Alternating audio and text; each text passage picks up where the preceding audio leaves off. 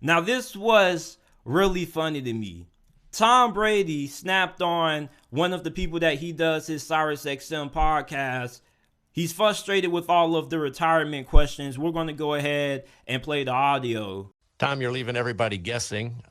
You said you'll take your time. Do you have any type of a timetable as to what you might want to do regarding your football career?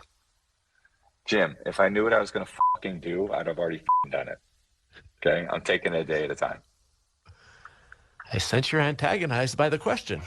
You're scratching. It's only the question that everybody wants to hear. You're scratchy. I appreciate your asking. Thank you. If he knew what he was going to effing do, he would have already effing done it. Jim Gray was just asking the question that we all want to know. Yeah.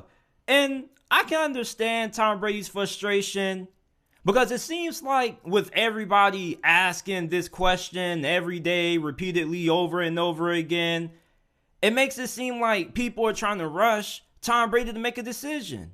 So I can understand the frustration. I can understand why he came off at Jim Gray this way, even though Jim Gray was just asking an honest and truthful question. And if there was anybody who you would think Tom Brady would give a better, more well-detailed answer to, it would be one of the people who he does his podcast with. So for Jim Gray, I kind of felt a little bad that he got snapped on that way. And he wasn't trying to, rush Tom Brady's decision-making, anything like that. He was just trying to get a better understanding where Tom Brady was at in his decision-making process when it comes to retiring. Because these players like to drag these things out.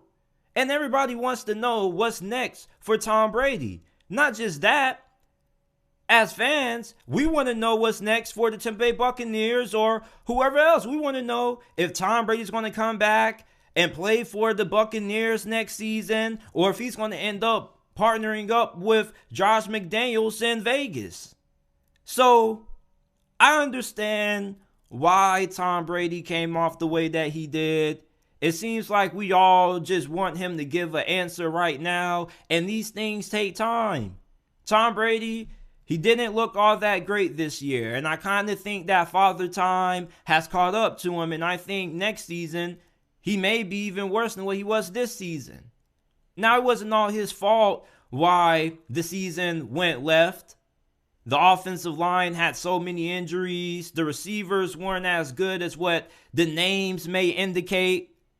So for the Buccaneers, they didn't really give Tom Brady the kind of situation somebody his age should be walking into. Tom Brady, 45, going on 46 years old, needs to be going into a situation that's already pretty much perfect. He needs a lead offensive line, elite supporting cast, and a legitimate run game with a great defense. You can win with Tom Brady if you have those things, even though it's really hard to have all those things. But if he goes to Las Vegas, I think potentially he could have some success there as long as he doesn't try to overstay his welcome. I think that Tom Brady could last one season with Josh McDaniels and the Raiders. Yeah, you'll probably say he's not a Mahomes or a Herbert, or he might not even be able to compete with Russell Wilson talent-wise if they get Sean Payton.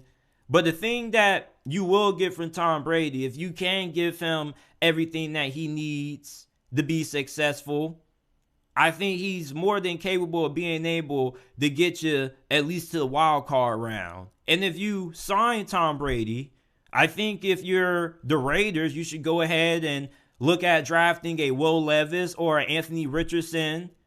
And no, I'm not saying draft those guys so they can be mentored by Tom Brady. I'm saying draft one of those project quarterbacks that you can work on and develop for a year while Tom Brady takes the reins. And then when he ends up stepping down, or if he ends up fizzling out somewhere during the season, then you can end up inserting one of those guys and they can take over. They don't have to start day one. These are project players, guys who need time. They can't start day one. So if you bring in a Tom Brady, you might as well go ahead and draft one of those guys. Go ahead and try to develop them into your quarterback of the future. Tom Brady could be a really good bridge gap quarterback for you if you are Las Vegas. But when it comes to Tom Brady's frustration with the retirement questions, I definitely understand where he's coming from. All these questions being thrown at him almost every single second, every single minute, it can get overwhelming. This is something that's going to take time, and with all these questions being asked, it can come off as people trying to rush him to make a decision.